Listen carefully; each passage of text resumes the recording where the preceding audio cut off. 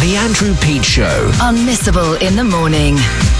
BBC Radio Berkshire. It all started with Julia from Newbury, a lady whose housing benefit will be reduced when these changes come in April, and you're not allowed to have a spare room. More of Julia's story on the way in a while. Now, David in Maidenhead. David says now he's lost his job. He doesn't have enough money to heat his flat or to eat more than one meal a day. He's challenging our politicians this morning to see how they'd cope living on his benefits. David lost his job just a few weeks ago, but he says he can't look after himself and his daughter on the money he's now entitled to. And he's with us on the line from his home in Maidenhead this morning. Hi, David.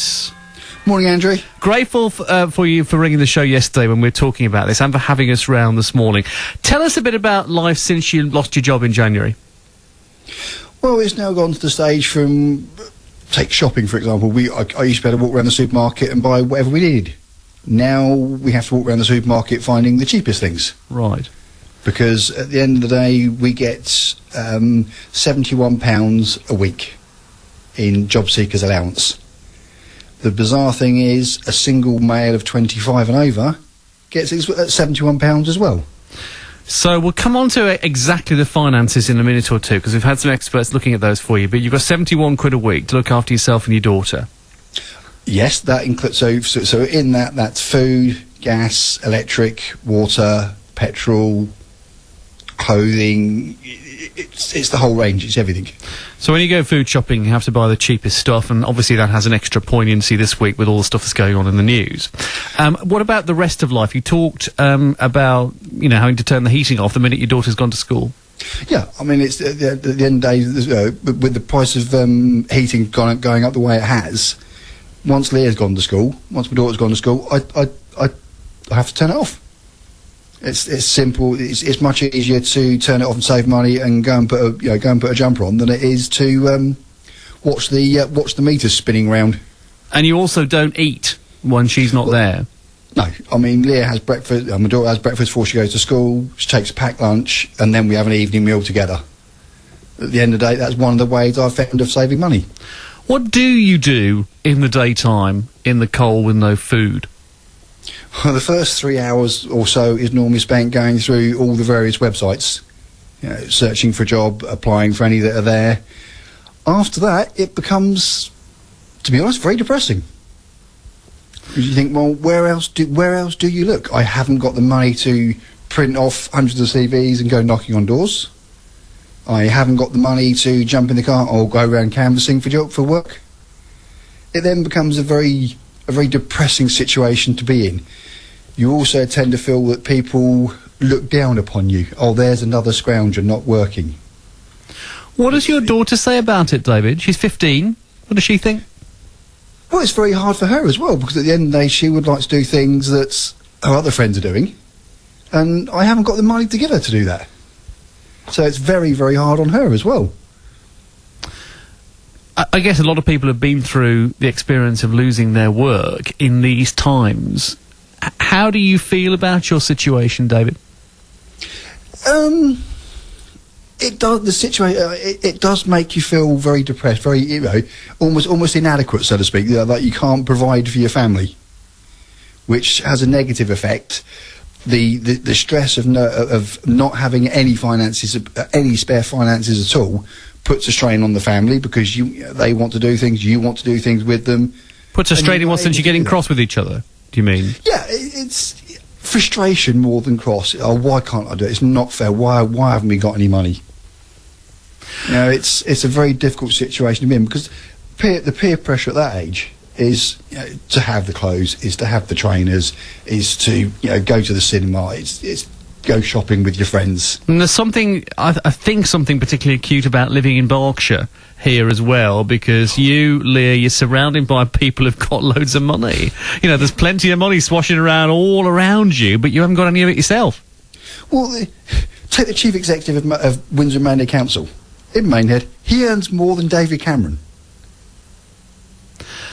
So how can that be right? What I was going to say, what I promised when you called yesterday is that we would see what we could do to help. In a second or two, we're going to hear from an expert who has been through your finances, and we'll see whether there's anything you're entitled to that you're not getting. And that was the sort of direction we were led down when we spoke to the Reading East Conservative MP Rob Wilson about your story yesterday morning. It's very difficult to look at individual circumstances without having that person sitting in front of me going through all the potential benefits that they might be able to have to support them. I mean, I have many constituents come to see me who aren't claiming the benefits they're entitled to, who have been involved in problems with late payments that they haven't received. And I would advise anyone in David's position to either go and see Citizens Advice Bureau to see whether he is claiming what he's actually entitled to, or come and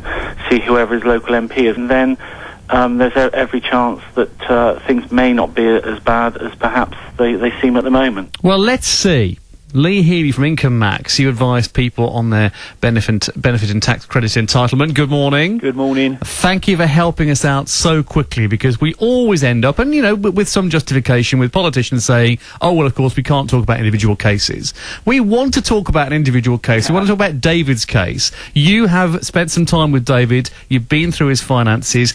Is he really living on £71 a week? Well, I mean, the £71 a week job seekers allowance is actually what we discovered is contribution-based job seekers allowance. So it's actually based on David's national insurance that he's worked hard and paid in for, and it only lasts for 6 months, unfortunately, as well. But that's the adult allowance, and it doesn't include any money for children anymore. So job seekers allowance is around about £71.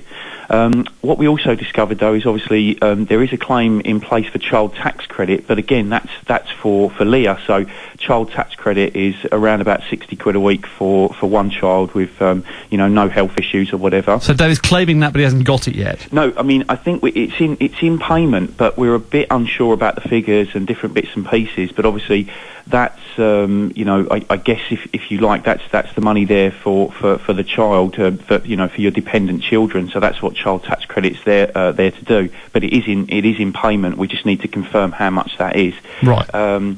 There's also housing benefit and council tax benefit in payment. So one of the good things is obviously if you're on a lowish income, if you're on benefits like income support as well and things like employment support allowance, you can get full housing benefit and full council tax benefit. So part of David's problem at the moment is that his situation is quite new. He's only just lost his job, therefore the processing of these different benefits he's entitled to hasn't happened yet.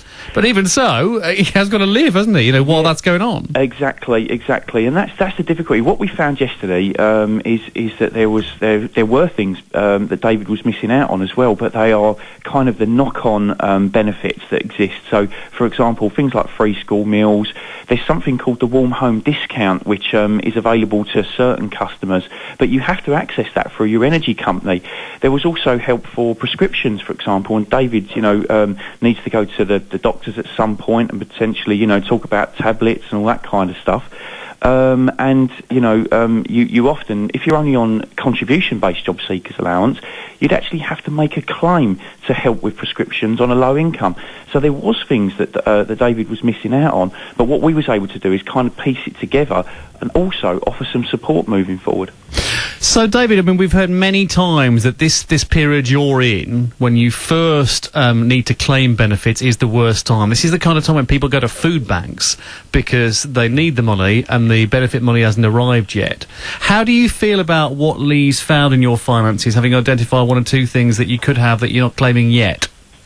Well, if it hadn't been for the help and support of Lee going through everything, these things like the warm home discount, the energy suppliers, they don't make that common knowledge. The free school meals, I found that out from my daughter, who's had a friend at school whose family's in a similar situation. Nobody in the situation of either the job centre or the local authorities, they don't provide any information at all. So experts, you suddenly end up in this situation and the only way to get all the money you're entitled to is to suddenly know all the different places it might come from, which you might think of over time, I suppose. You might think, oh yeah, don't people get meals, don't people get prescriptions and stuff, but you're not a benefits expert all of a sudden, you're just a bloke who needs some money to live on. you would have thought that if they're... So this, when you had the politician on yesterday, that they keep going on constantly about, oh, we offer all this help, all this assistance. Where? None of this information is made available to you at all. If it hadn't been for yourselves putting me in touch with IncomeMAX and Lee, I wouldn't have known any of these. I don't suppose there's any way of working out, Lee, what David's going to end up, to live on a week at the end of all this process. It's probably just too many different component parts, isn't it? It depends how you look at it and stuff, or whether you want to include housing benefit and council tax benefit in there. And obviously, we've got child benefit and stuff, but in your hand, it's probably going to be, just over 150, 160 quid. I'll have to use a calculator. Yeah. Funny enough, I can't do mental arithmetic. I'm a benefits expert. What is the matter with me? But it's somewhere in the region of that. But then, of course, you just have these little add-ons. I mean, warm home discounts, only £130 a year for off your electricity bill. And also, we've got to get motoring on that as well, because the energy companies are shutting down their applications for that for this year as well. So, actually, time's against us, and so we're going to get motoring with David as quick as we can and try and get some of this stuff in place. Lee, really, really grateful for your help on this. There you go, David. Department for Work and Pensions didn't want to put up a minister to talk on this programme about this morning. I know Theresa May, your MP, has been helpful in other situations. She's not available to come on. The only point they make is that they will do crisis loans to get you through this period while the rest of your benefit money is being processed. So that's just something else worth talking to Lee about. We'll come back and talk more later in the show, David, if that's all right with you. Fine, thank you, Andrew. We're live with David in Maidenhead this morning, who called us yesterday about what it's like living on benefits in Berkshire. If you're going through the same thing, my number's 0845 900 1041, 719. BBC Radio Berkshire.